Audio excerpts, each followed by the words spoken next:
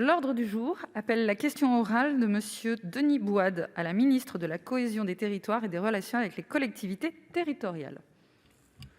Merci madame la présidente. Monsieur le ministre, je souhaite attirer votre attention sur la mise en œuvre concrète du plan de relance et plus particulièrement sur les possibilités de financer des projets structurants sur le département du Gard.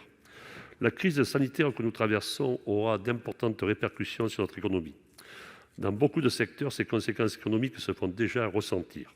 Dans ce contexte, l'annonce d'un plan de relance doté de 100 milliards d'euros est une bonne nouvelle pour l'activité des entreprises et pour l'emploi. Dans beaucoup de départements, il existe des projets structurants fortement espérés par les habitants. Certains d'entre eux sont évoqués et attendus avec impatience depuis maintenant plusieurs décennies. Non seulement ces projets sont attendus, mais il faut souligner que compte tenu de l'impossibilité des collectivités territoriales de les financer, où il est souvent difficile de dégager des financements pour ces investissements, s'est installé avec des conséquences économiques et sociales que nous connaissons. Dans le Gard, le deuxième département le plus industrialisé de cette grande région d'Occitanie, avec quelques fleurons comme SNR, Merlin-Gerin, Royal Canin, Melox, il n'en demeure pas moins qu'il est le quatrième département le plus pauvre de France. Ce n'est pas une fatalité. Nous avons besoin d'infrastructures modernes, durables et efficaces.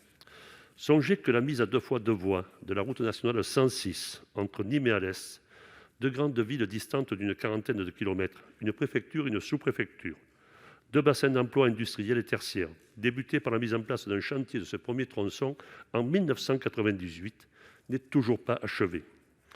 Heureusement, monsieur le ministre chargé des Affaires européennes, nous avons pu bénéficier de fonds structurels européens à l'époque pour financer ces projets. Le Gard a d'ailleurs toujours été l'un des départements les plus performants pour obtenir des subventions de l'Europe. Je profite de votre présence pour émettre le souhait que dans le cadre d'un nouveau projet de budget européen pluriannuel 2021-2027, que le Gard puisse continuer à en bénéficier. Ce sont donc, monsieur le ministre, 8 petits kilomètres qui sont nécessaires pour achever la liaison entre Nîmes et Alès, préalablement au contournement ouest de Nîmes. La maîtrise d'ouvrage est portée par l'État. Je ne doute pas que le gouvernement aura à cœur d'en faire l'une des priorités du plan de relance et qu'enfin le contournement ouest et son barreau verront enfin le jour très prochainement. Je reviendrai vers vous également pour évoquer d'autres projets, notamment la rocade nord du département du Gard, portée par le conseil départemental dont j'ai été le président pendant plus de 5 ans, qui permettrait un accès direct à la gare TGV de Nîmes-Pont-du-Gard. Pour conclure, monsieur le ministre, je veux souligner que nous, Gardoises et Gardois, sommes prêts, je le souhaite, monsieur le ministre, qu'aujourd'hui vous pouviez inscrire ces projets dans le cadre d'un plan de relance pour permettre non seulement à notre département de rebondir rapidement à la sortie de la crise sanitaire, mais également pour envisager un futur développement économique et durable au service de notre population. Merci. Merci, chers collègues. La parole est à Monsieur Clément Beaune, secrétaire d'État chargé des Affaires européennes, pour 2 minutes 30, s'il vous plaît. Madame la présidente, monsieur le sénateur, vous interrogez le gouvernement et plus particulièrement ma collègue ministre de la Cohésion des territoires et des relations avec les collectivités territoriales au sujet de la mise en œuvre du plan de relance et de ses répercussions, en particulier sur le projet du contournement ouest de Nîmes. Il convient d'abord de rappeler que le plan de relance français, financé, cela me tient à cœur, à 40% par le plan de relance européen, s'articule autour de 3 axes, comme vous le savez, l'écologie, la compétitivité et la cohésion, notamment des territoires. Et dans ce cadre, un certain nombre, c'est vrai, d'opérations relatives au réseau routier national, inscrites au contrat de plan État-région, pourraient bénéficier d'un financement permettant une accélération de leur mise en œuvre. Mais, je le souligne de manière très transparente, l'effort de relance qui s'étale sur la période 2021-2022 conduit à privilégier, dans ce cadre, les opérations qui peuvent être engagées d'ici 2022. Le contournement ouest de Nîmes bénéficie, vous le savez, d'une inscription d'ores et déjà de 8,3 millions au contrat de plan État-région qui se termine 2015-2020, afin de mener les études et de procéder aussi plus concrètement aux acquisitions foncières.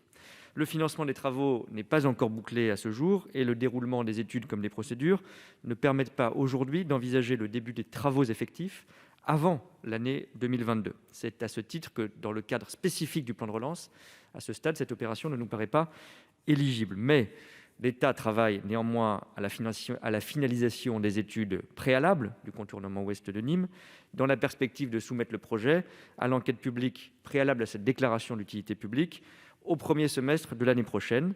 Et en particulier, la possibilité d'intégrer une liaison entre le contournement ouest et la RN 113, qui est une demande forte que vous portez et que portent les élus, les collectivités locales, est en cours d'étude, comme vous le savez. Donc l'année 2021 doit être utile, consacrée à la consultation des collectivités territoriales concernées et des services de l'État sur le projet modifié, afin de prendre en compte les remarques émises lors de la concertation de 2017, qui avait précédé la saisine de l'autorité environnementale pour avis sur l'évaluation environnementale du projet. En tout état de cause, la question du financement des travaux du contournement ouest trouvera sa place lors des négociations de la prochaine programmation financière, contrat de plan État-région, à partir de 2023, pour son financement de travaux effectifs. Le volontarisme financier de l'État et des collectivités territoriales sera alors déterminant pour la poursuite de ce projet.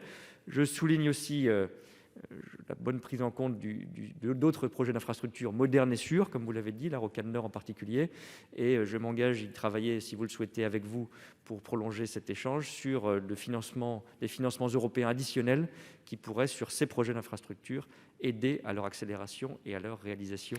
Merci, monsieur le